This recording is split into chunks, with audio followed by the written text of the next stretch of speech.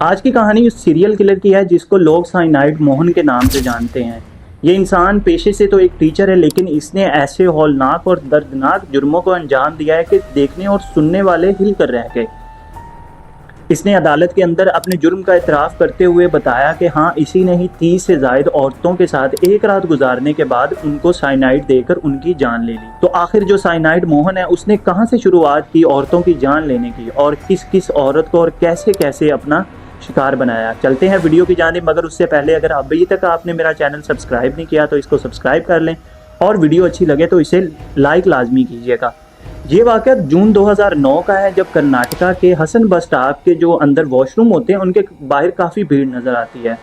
पता चलता है कि वॉशरूम के अंदर एक लड़की जो दुल्हन के पास में मलबूस है उसने जहर खाकर अपनी जान ले ली है। अब लोग इस वाक़े से ज़्यादा चौंकते नहीं हैं, क्योंकि 2003 से लेकर 2009 के दरमियान इस तरह के कई वाक़यात सामने आ चुके हुए थे, लेकिन पुलिस जो थी अभी तक हाथ पे हाथ धरी हुई बैठी। किसी तरह भी उसने कोई भी सुराग या उस तरह से तफ्तीश का आगाज़ नहीं किया था कि कोई मुजरिम सामने आ सके। फिर एक लड़की अनीता, जो कि जिसके बारे में पता चलता है कि वो एक मुस्लिम लड़के के साथ भाग गई है। इसके बाद ये खबर जब सामने आती है तो जो फ़िरका वाराना फसादात होते हैं वो भड़क उठते हैं। पहले तो पुलिस जो है वो काफ़ी खामोश बनी रही, लेकिन जब ये अनीता की तफ्तीश को उसने जब दोबारा से खोला तो पता चला कि जो वॉशरूम के अंदर से लाश मिली थी वो बेसिकली अनीता की ही थी।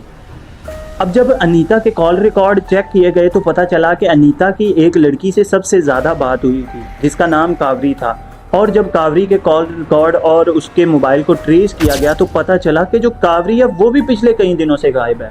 और जब कावरी के कॉल रिकॉर्ड वगैरह सब कुछ इकट्ठा किया था तो कावरी की भी एक लड़की से मुसलसल बात हो रही थी जिसका नाम पुष्पा था।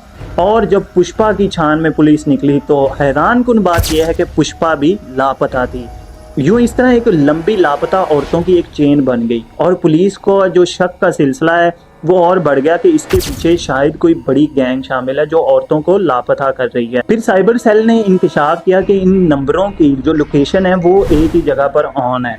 तो जब वो नंबर कुछ मिनट के लिए एक्टिव हुआ तो पुलिस ने फ़ौरन से ट्रेस किया और बताई हुई जगह पर छापा मारा। अब वहाँ से एक लड़के को पुलिस ने हिरासत में लिया और पता चला कि उस लड़के के पास जो मोबाइल था वो उसके अपना नहीं बल्कि उसके चचा का था। अब जब उसके चचा तक पुलिस पहुंची तो पता चला कि वो मोहन था, यानी कि साइनाइड मोहन।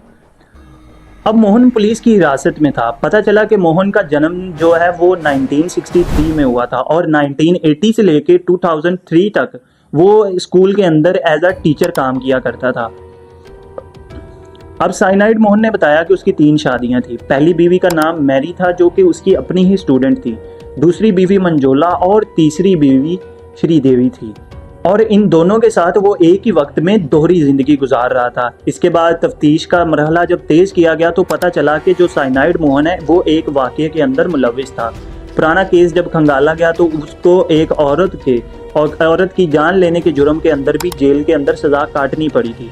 और साइनाइड मोहन का कहना था कि उसके दिमाग में और उसके ज़हन में और उसके सामने साइनाइड देकर लोगों की जान लेने का आइडिया कुछ इस तरह से आया कि जब वो उसके साथ जो काम करती थी, नथीरी नाम था जिसका, उसको जब वो पानी में धक्का देने के इल्ज़ाम में जेल में गया था तो वहाँ पर एक जो कैदी था उसने बताया कि जिससे सोने का ऊपर का जो कलर होता है वो साफ़ करते हैं वो साइनाइड होता है।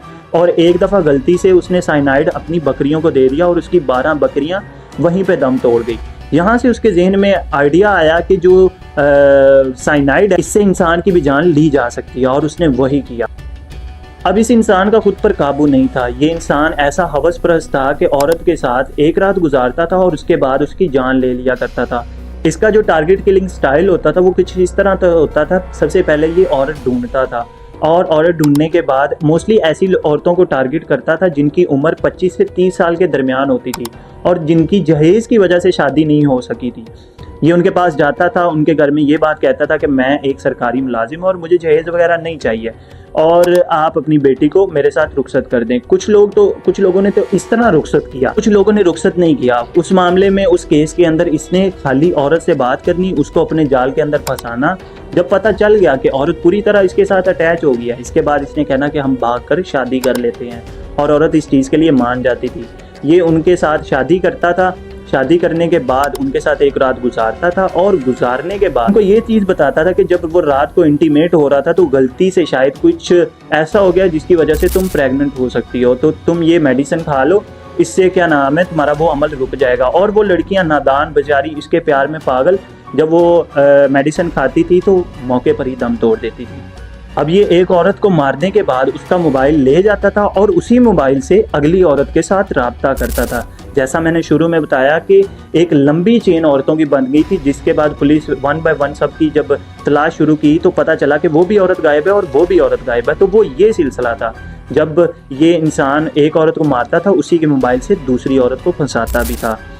अब जब इसका केस अदालत के अंदर गया तो जज ने इसको सजाए मौत दी और उसके बाद कई अपीलों के बाद इसने जब 1 बाय 1 अपीलें की तो उसके बाद इसको सजाए मौत को बदलकर इसको उम्र कैद की सज़ा सुना दी गई। आज भी ये इंसान जेल के अंदर है और अपनी जो बकिया सज़ा है वो काट रहा है और कहा जाता है कि वो इंसान जेल के अंदर बुक्स वगैरह पढ़ता है और अपने जो केसेस हैं वो लड़ने की खुद ही कोशिश करता है। मिलते हैं इसी तरह के एक और साइको किलर के साथ, तब तक के लिए मुझे इजाज़त दीजिए और अपना ख्याल रखिए।